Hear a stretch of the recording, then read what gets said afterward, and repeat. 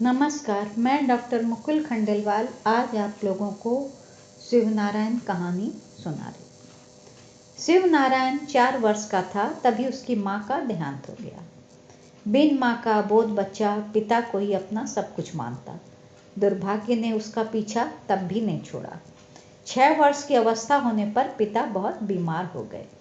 कई वैद्यों को दिखाया परंतु बीमारी उनकी पकड़ में नहीं आई। गांव में उस जमाने में डॉक्टर वगैरह भी नहीं होते थे। अंततः एक दिन वे भी शिव नारायण को छोड़ सदा के लिए चल बसे। पिता का अंतिम क्रियाकर्म उस नादान बच्चे को ही करना पड़ा। रात दिन आंसू बहाता जाता और जैसे जैसे पंडित लोग कहते, गांव वाले कहते, वह करते जाता था। गांव के चापलूस पंडितों ने उससे पितृ श्राद्ध के नाम पर गांव का मकान, जमीन सब दान में ले ली और बाद में उस बच्चे से कह दिया कि अब तुम्हारा इस घर जमीन से कोई सरोकार नहीं है। तुमने यह सब अपने पिता की आत्मा की शांति हेतु दान कर दिया है। शिवनारायण अब दर दर भटकने लगा। उसके मामा को जब यह समाचार मिला तो वे वहां आए और उसे अपने साथ ले गए। शिवनारायण मामा मामी के साथ रहने लगा।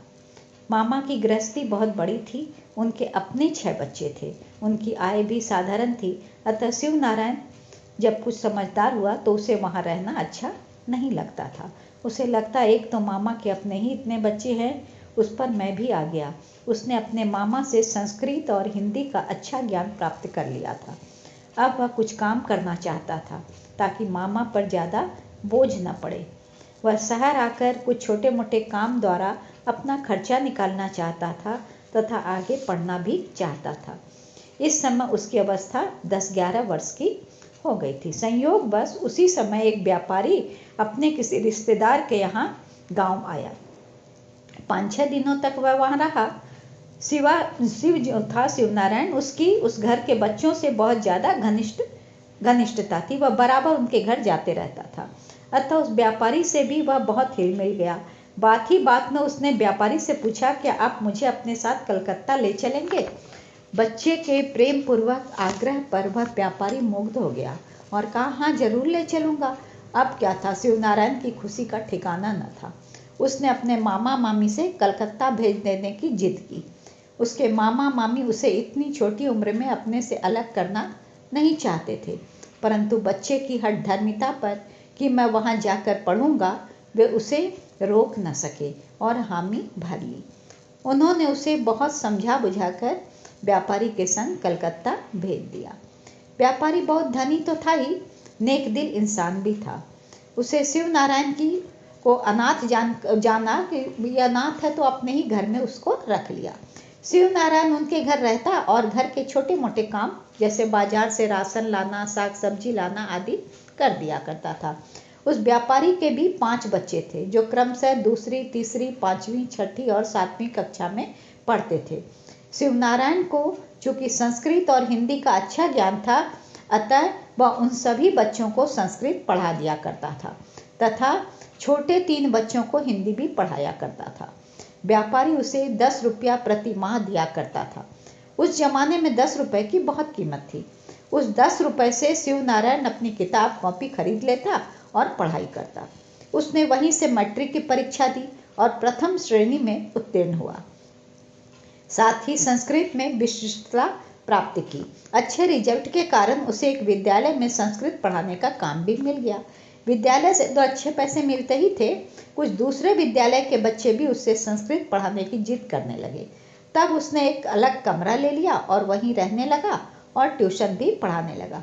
कुल मिलाकर वह बहुत कमा लेता था। अब शिवनारायण वकालत की पढ़ाई पढ़ने लगा और वकालत भी पास कर ली। वह बहुत कुशाग्र बुद्धि का था, जो भी केस हाथ में लेता जीत जाता। अब उसकी प्रसिद्धि भी बहुत हो गई, साथ ही वह बहुत धनी भी हो गया। कुछ वर्षों पश्चात उस व्यापारी ने अपने एक ब्राह्मण मित्र से उसके रिश्ते की बात की। लड़की के पिता शिवनारायण को देखे तो बहुत क्रोधित हुए, क्योंकि शिवनारायण नाटा गहरे काले रंग का था। वह उन्हें पसंद न आया। इस पर व्यापारी ने अपने मित्र से कहा कि इसके रंग रूप आकार पर मत जाइए, इसका कपार अर्थात दिमाग देखिए। यह बहुत मेहनती और कुशाग्र बुद्धि का है, जीवन में बहुत तरक्की करेगा। बहुत आगे बढ़ेगा। यह अत्यंत शांत और सरल स्वभाव का है। आपकी बेटी ऐसे जीवन साथी को पाकर बहुत खुश रहेगी। लड़की के पिता ने शिवनारायण के साथ अपनी बेटी गौरी का रिश्ता तय कर दिया।